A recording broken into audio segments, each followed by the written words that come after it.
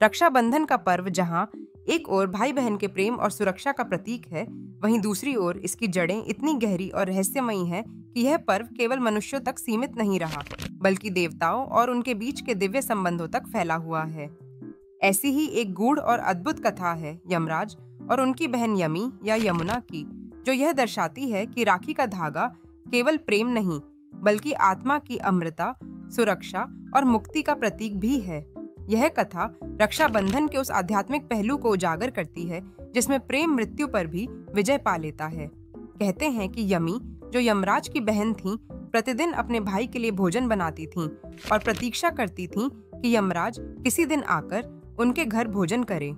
वह कोई साधारण बहन नहीं थीं, बल्कि यमुना नदी का प्रतीक भी थीं, जिसमें शुद्धता, बहाव और प्रेम का अविरल स्रोत है। यमराज, जो मृत्यु के देवता हैं और समय तथा कर्म के नियंता माने जाते हैं, अपने कर्तव्यों में इतने व्यस्त रहते कि वे कभी यमी के आमंत्रण पर नहीं पहुंच पाए। किंवदंती है कि यमी ने एक दिन गहन तपस्या की और अपने भाई को मन से पुकारा। उनकी श्रद्धा और प्रेम के प्रभाव से यमराज स्वयं उनके घर पधारे। यमी ने उन्हें बड़े प्रेम से स्नान कराया, तिलक लगाया, मिठाइयाँ खिलाईं और अंत में एक पवित्र रक्षा सूत्र उनके हाथ पर बांधा।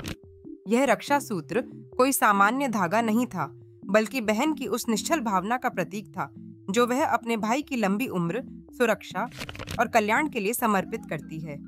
रक्षा सूत्र बांधने के बाद यमराज अत्यंत भावुक हो गए।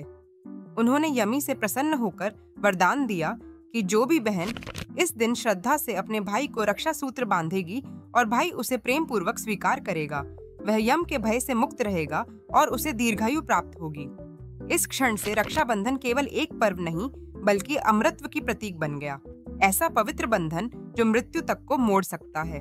यह कथा यह भी दर्शाती है कि भाई बहन का रिश्ता केवल रक्त का नहीं, बल्कि आत्मा का गहरा बंधन होता है। यमी और यमराज का यह दिव्य संवाद एक आध्यात्मिक स्तर पर होता है, जहां बहन का प्रेम मृत्यु जैसी शक्ति को भी रोक लेता है। इसीलिए जब आज बहन अपने भाई की कलाई पर राखी बांधती है, तो वह केवल एक रस्म नहीं निभा रही होती, बल्कि एक अनदेखा, शक्तिशाली और ऊर्जा से भरा हुआ कवच उसके लिए रच रही होती है, जो न केवल शारीरिक रूप से, बल्कि मानसिक, आत्मिक और आध्यात्मिक रूप से भी भाई की रक्षा करता है।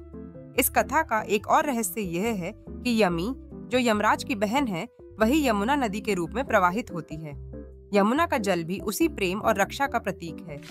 पुराणों में कहा गया है कि जो व्यक्ति सच्चे मन से यमुना में स्नान करता है, उसे पापों से मुक्ति मिलती है। ठीक उसी प्रकार यमी द्वारा बांधा गया रक्षा सूत्र भी मृत्यु के पाप और भय से मुक्ति का प्रतीक है। आज भी रक्षाबंधन के दिन जब बहनें अपने भाई की कलाई पर राखी बांधती हैं, तो उनके मन में यही भावना होती है कि वह अपने भाई को हर संकट, हर बाधा और हर प्रकार की नकारात्मक ऊर्जा से सुरक्षित रखें। और जब भाई उस राखी को स्वीकार करता है, तो वह भी यह वचन देता है कि वह अपनी बहन की रक्षा जीवन भर करेगा। यह परंपरा केवल सामाजिक या पारिवारिक नहीं है, यह एक दिव्य अनुबंध है जो यम और यमी की अमर कथा से आज भी जुड़ा हुआ है।